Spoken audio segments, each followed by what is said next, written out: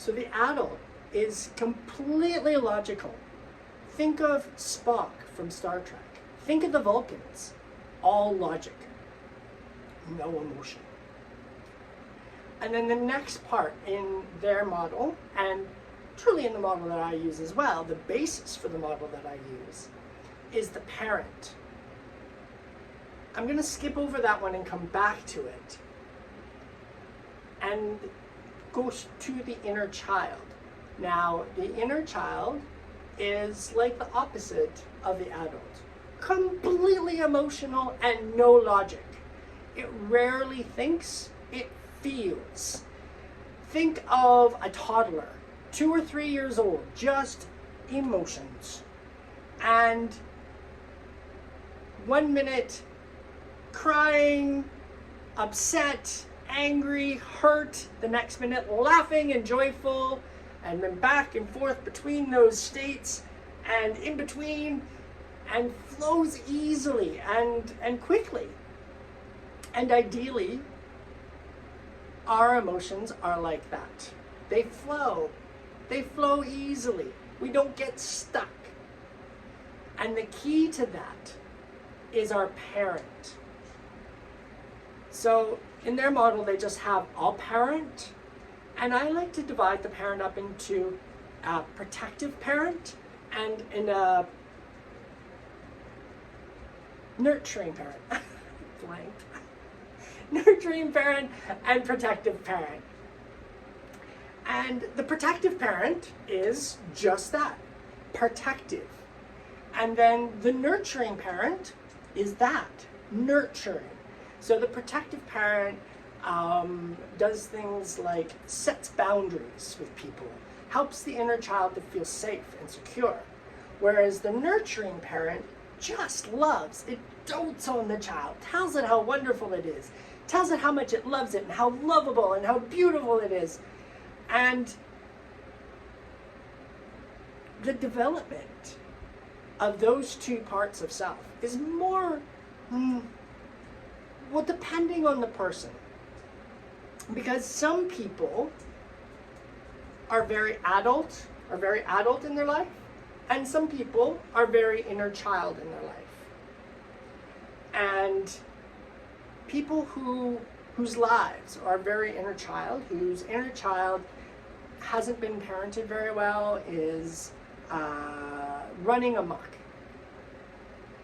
Their lives can be quite messy.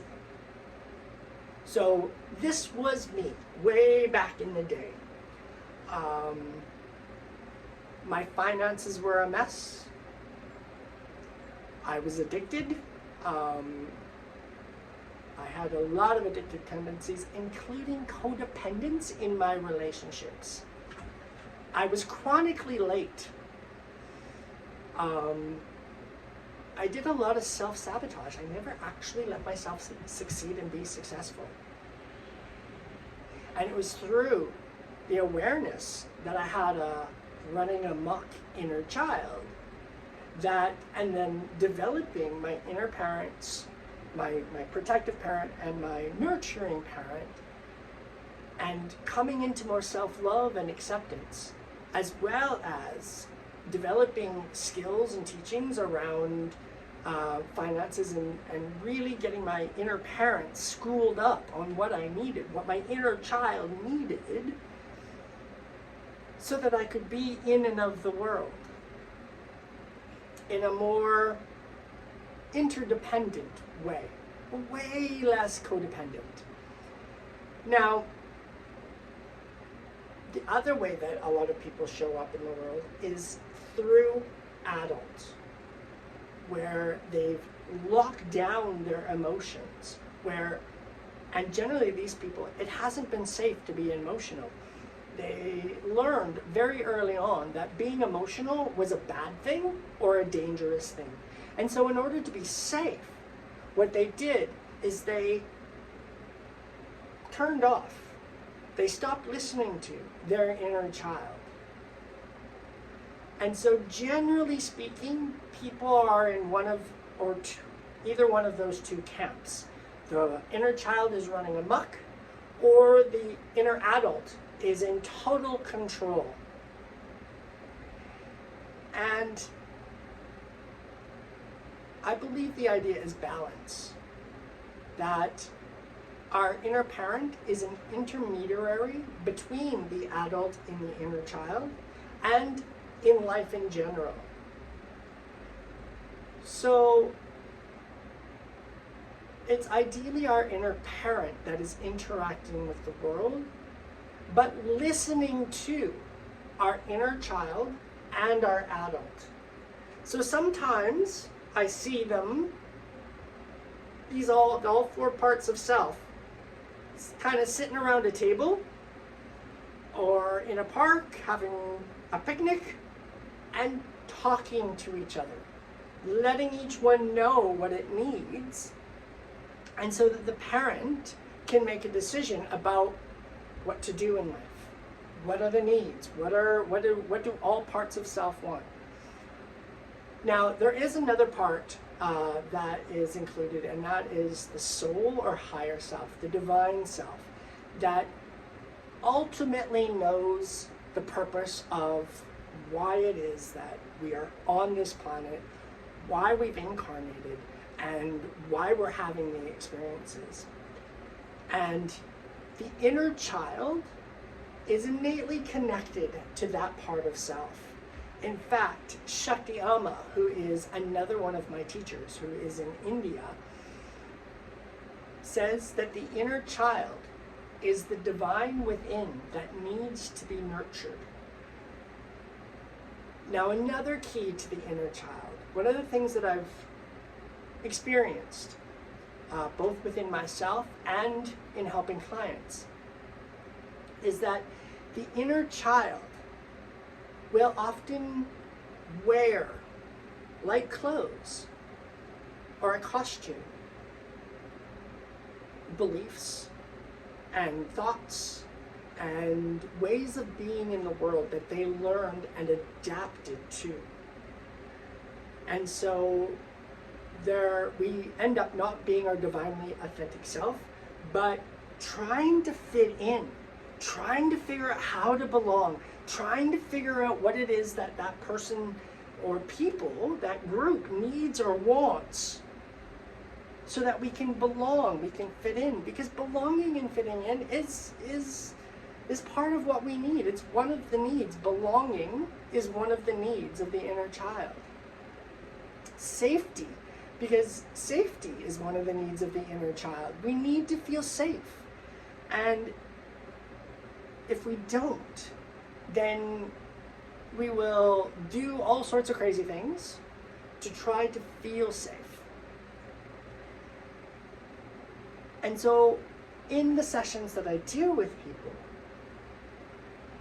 helping them to become more conscious, more aware of the motivations, helping them to become more aware of that which the inner child is hanging on to or wearing. So I also sometimes see the inner child hanging on to a bunch of balloons. And some of the balloons are absolutely beautiful. And they're things that we want to keep hanging on to. And then some of the balloons, not so much. Sometimes they look black and have gooey stuff in them, and I don't know how they stay floating with the other balloons, but somehow they do. And so it's about helping the inner child to take off the costumes, take off that which is preventing them from being truly themselves, to let go of the balloons that no longer serve us. Let go of the thoughts, let go of the beliefs that are often anchored in trauma. So there are two main places where these costumes and where these balloons come from. The main place is trauma. Whether it be with a little t or a capital T, doesn't really matter. Every trauma, from my experience, is that the inner child, the result is that the inner child will then put on something, clothing, costume, to try to protect itself from that happening again. The other place that we learn how to be in and of the world that the inner child hangs on to very tightly is stuff we've learned from our parents or from our caregivers very early on. Now, a lot of schools of thought believe that a lot of our programming, most of our programming, is shaped by the time we are 7 years old. So we're really learning how to be in and of the world from those who have been in and of the world around us. And many of those people are coming from their trauma, are reacting, responding, being in and of the world from their trauma. And so that's what we learn. That's how we learn to be. And a lot of personal development is about unpacking that. And coming into emotional mastery and working with our inner child is a way of healing all of that. So family trauma, generational trauma, and our own personal trauma that our inner child is carrying. And when we heal that, I've seen it unraveling from our DNA, coming out. Actually, the energy actually comes out of the cells of our body. It comes out of the organs. It comes out of our physical bodies. And people often feel lighter, freer, and can then become more of their divinely authentic self.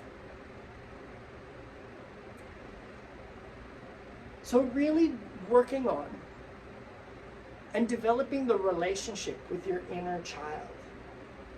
Now, like any relationship, it can take time. Sometimes when I work with people, their inner child doesn't want to have anything to do with them. Sometimes they'll stand with their back to them, or ignore them, or won't even show up. And some people are quite hurt by that, or confused, or afraid. And I want to tell you, it sometimes happens. And it's because we haven't been there for them. I mean, that is a normal response. Especially if you're a kid. Think about it, if someone has been mean to you, has been ignoring you, you're not going to just rock up and trust them right away. Trust takes time. And so it's up to us to continue to show up, to do the work, to show our inner child that we care about them, that we love them, that we want to hear from them. And so really doing the work is important. And I'm just having a quick think. There hasn't been a person who has done the work, who's consistently shown up for their own inner child, who hasn't eventually developed a relationship with them. In the many years that I've been working with people to help them develop a relationship with their inner child, to help them to develop that emotional mastery. So show up, listen to your inner child.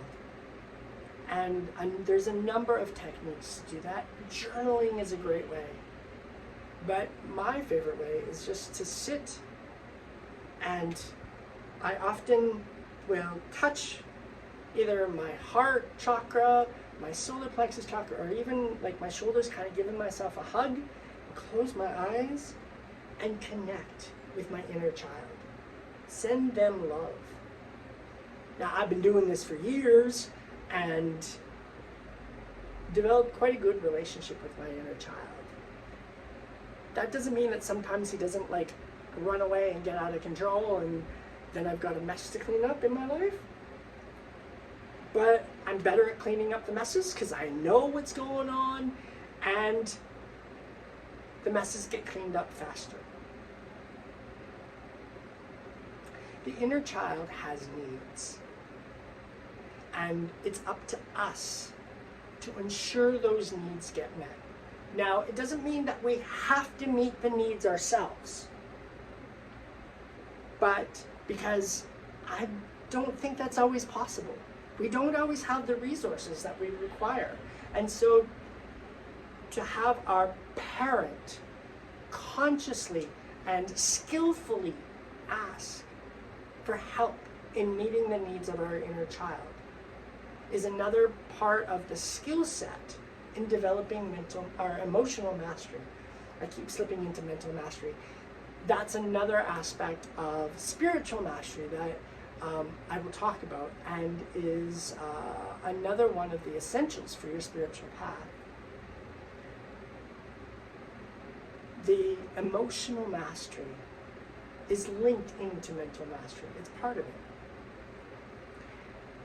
And it doesn't really matter which of the essentials for your spiritual path you begin working on first, because they're all connected, they're all linked. They're not autonomous, separate things.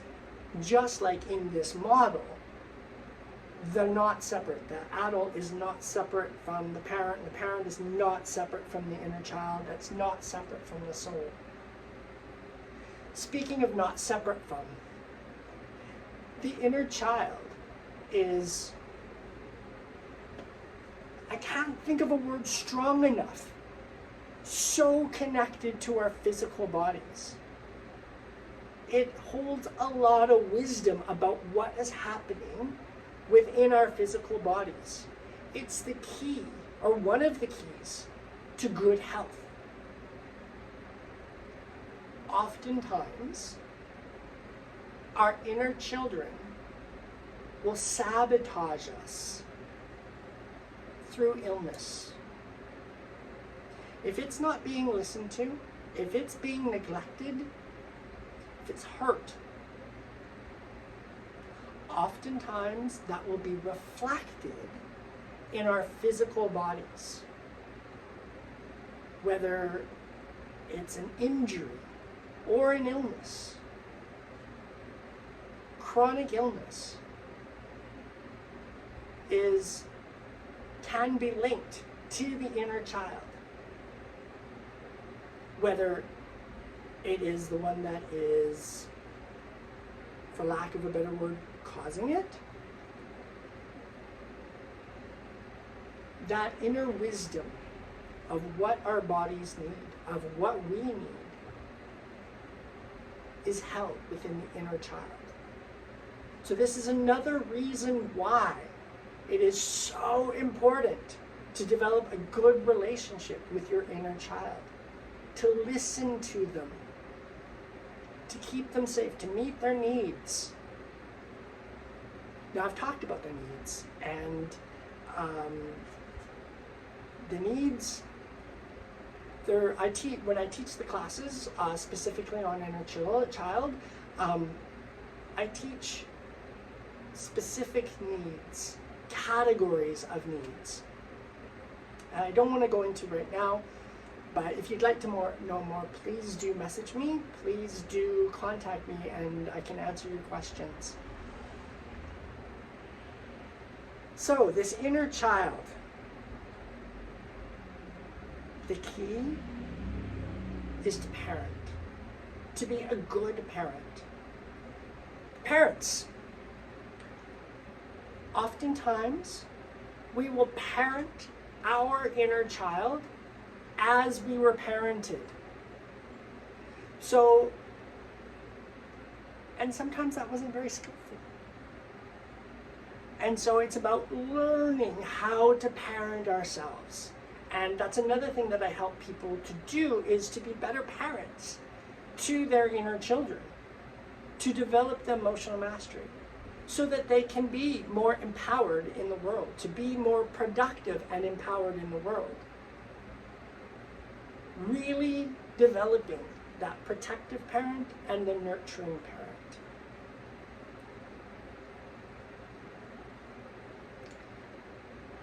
So, inner child, emotional mastery, one of the essentials of your spiritual path, and a key to being empowered in your life, to really creating the type of life you want to live. Because your inner child also knows what that is. And so by getting into touch with your inner child, you can figure out your life purpose. You can create relationships that are supportive and interdependent. You can start being on time for things. It's key to success and being successful in your life. So if you want to know more about the essentials to your spiritual path, of which emotional mastery is one of those, sign up for my email list, which is in the comments below. I'm going to be completely honest with you, this is my first video. So I've got to figure that bit out, but I'm going to figure it out and make it available for you in the comments below. I'm going to post a link to my email to sign up for my email list, and when you do that, you will get the 5 essentials for your spiritual path. It's a beautiful PDF. I love it. It's really pretty. So I've got that one, and then I've created another one that you can print off, so that it's more printer friendly. It's more black and white rather than colorful, so that you can put that up somewhere, so that when the shit hits the fan in your life, you can refer back to that and go, oh yeah, I need that, I need that, I need that. I can do that, or I need help with that. And if you do need more help, if you would like to learn more, please do contact me. I'd love to hear from you. I'd also love to hear about your experiences with your inner child. Has this video been helpful? Would you like to know more? I'd love to hear back from you. So please, comment or message, and I'll get back to you. Bye for now.